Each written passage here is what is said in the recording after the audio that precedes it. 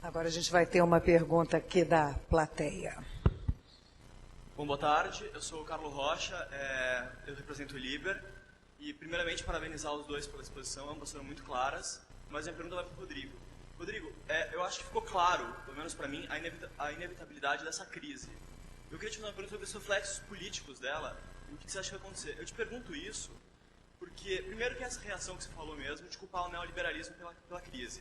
É uma coisa que a gente sempre vê acontecendo e toda crise que tem, a culpa é sempre do mercado e o governo é o salvador. E, além disso, mesmo se não houvesse isso, é uma tendência natural das pessoas de quando elas se sentem ameaçadas, elas abrirem mão de liberdades, elas aceitarem mais restrições das liberdades. E, tendo em vista a pouca cultura democrática do Brasil, que é muito recente, uma crise como a que a gente está para enfrentar, será que ela vai ficar restrita? Sempre vai ter algum efeito político, mas será que ela vai ficar mais na esfera econômica? Ou será que esse verniz de liberdade que o Estado de Direito dá para a gente vai ser rompido com essa crise que está por vir? Rodrigo, espera só um pouquinho.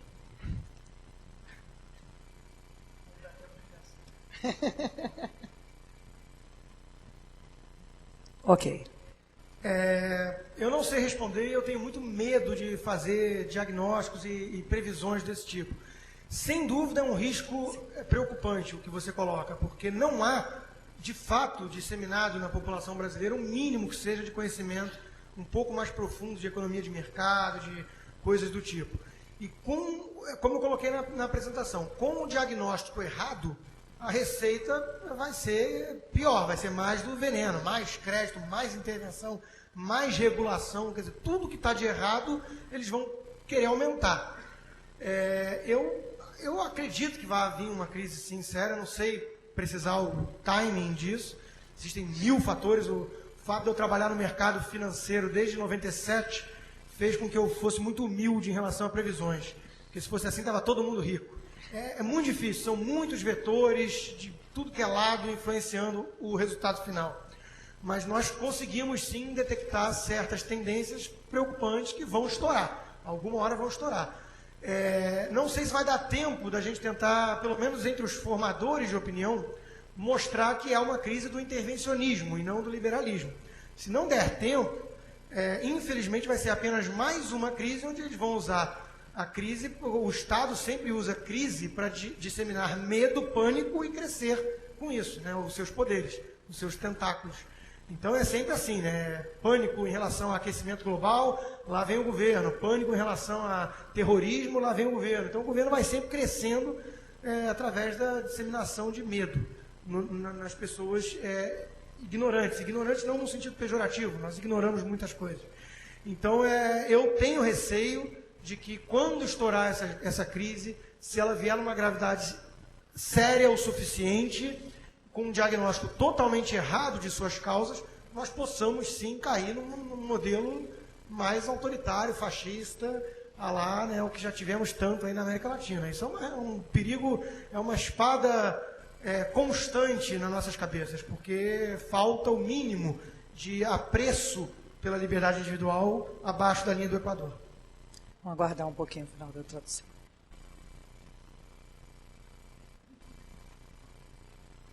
Agora uma pergunta para o professor Miller, já que temos aqui uma plateia essencialmente jovem, né? Jovens que podem mudar o futuro do Brasil, sem dúvida. Tem a pergunta do Marcos Zecker, que é a seguinte, professor.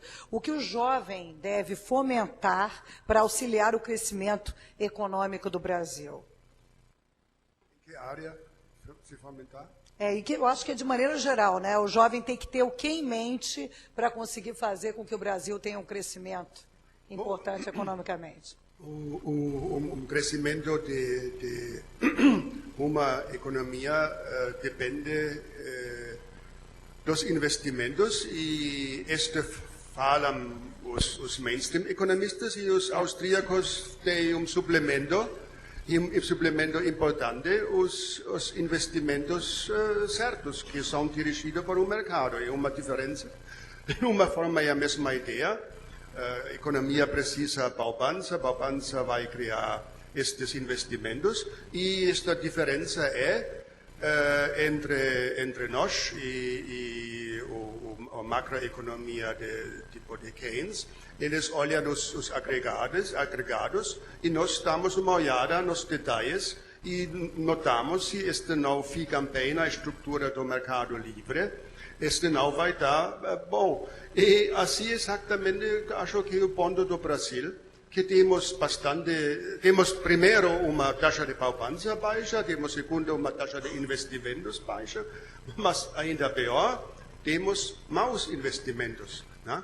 E se precisa criar muito mais e se esforçar em qualquer atuação que tem, seja na economia, ou seja na empresa, ou seja na atuação pública ou política, de promover mercado mais livre, com o argumento que não é uma ideologia, mas o mercado mais livre é uma necessidade para fazer que evitamos maus investimentos, que botamos capital que custa muito, que chega de nossa poupança, está botado por fora.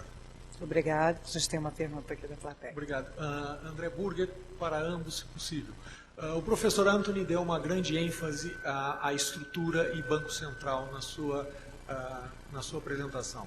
Eu gostaria, então, de fazer uma pergunta teórica, que é contrapor o choice in currency do Hayek, tá, com uma visão bastante de defesa do padrão ouro de Rothbard. E como você vê isso, e, se possível, também o Rodrigo, né, se conflitando e o desenvolvimento da teoria a partir daí. Obrigado.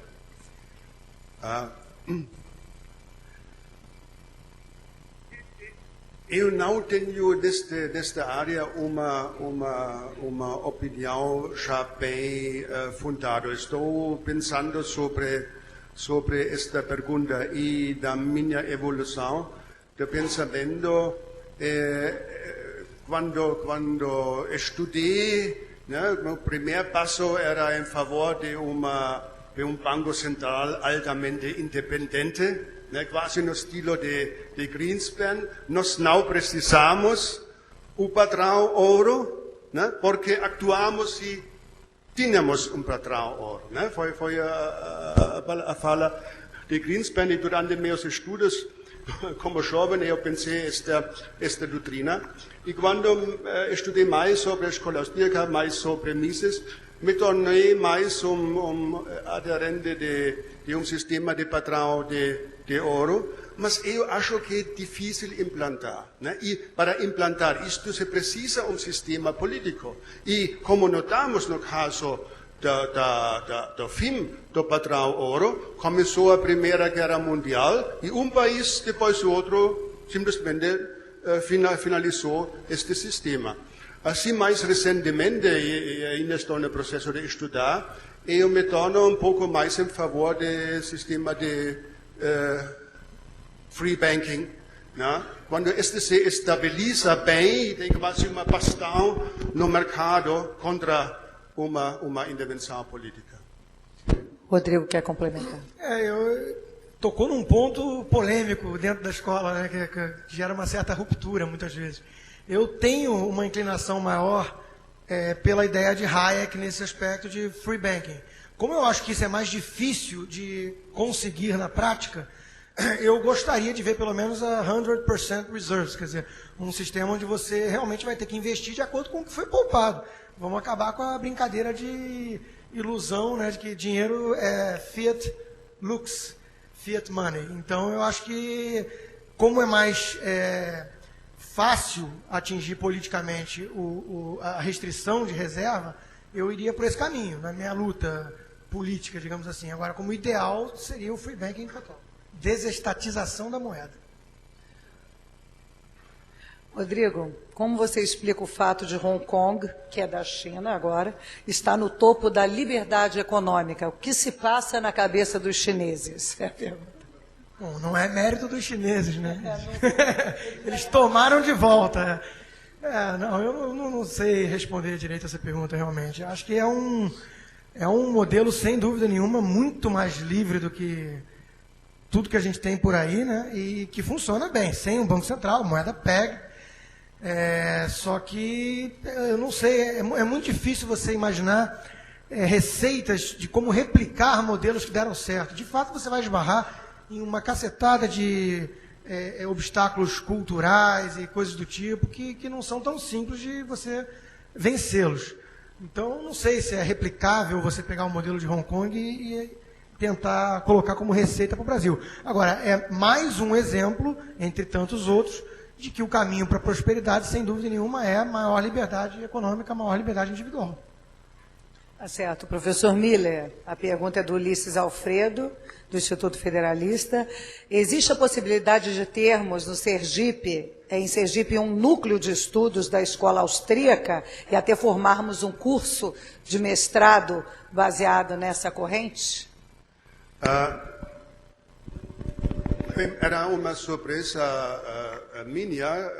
Aconteceu a sexta, tínhamos uma reunião e saindo desta reunião chegou um estudante que ainda não conheci. Ele falou, ele não recebia informação de mim. Ele próprio encontrou esta informação sobre nosso encontro aqui.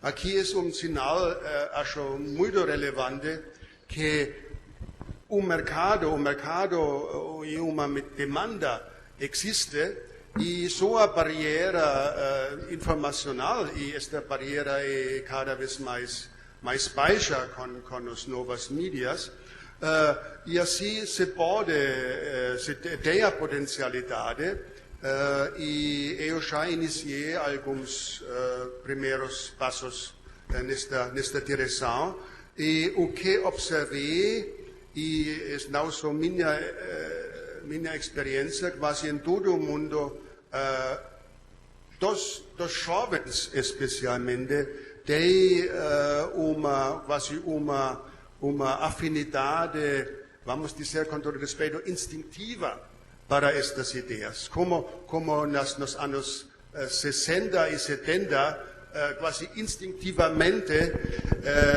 os jovens tinham estas tendências do socialismo. Né? Hoje notamos que muitos têm instintivamente, buscam material, buscam têm sede para comida intelectual nesta direção da escola austríaca, e nós temos quase um caminho aberto agora, e não precisamos mais uma atitude de lutador, né? Quase nós simplesmente oferecemos nossos programas e vamos ter uma grande ressonância. Muito bem, temos aqui uma pergunta da plateia. Meu nome é Maurício. Queria te fazer uma pergunta seguinte. Se você concorda que o fato do Fed estar imprimindo muitos dólares, se isso pode causar algum mau investimento no Brasil, né? E se sim, como a gente poderia se proteger em relação a isso? Aí a segunda pergunta é a seguinte: você poderia falar um pouquinho mais do CDS? Porque geralmente o que se fala mais, o que se é mais analisado é o fato da taxa de juros ter ficado muito tempo artificial, e por causa da lei que foi votada nos Estados Unidos, criou a bolha, etc, etc. Mas assim, isso aqui não se fala muito sobre o CDS, porque até o ponto que a Blind Masters, que foi que inventou o CDS, ela fala que foi um mecanismo de transferência de risco. Mas assim, só que nesse caso foi o que se vê que foi um efeito sistêmico, que todo mundo perdeu dinheiro com esse instrumento, né? Assim, queria que você comentasse um pouco mais, né? E a terceira seria o seguinte, né? Desculpa, né? E você acha que, dado a sua palestra, que você falou que o BNDES está enchendo o mercado de dinheiro barato, você acha que, nesse caso, as empresas que estão no capital aberto, elas vão ter taxa de desconto reduzida, fazendo com que o valuation dela melhore, fazendo com que isso gere mais um mau investment nesse sentido? É isso.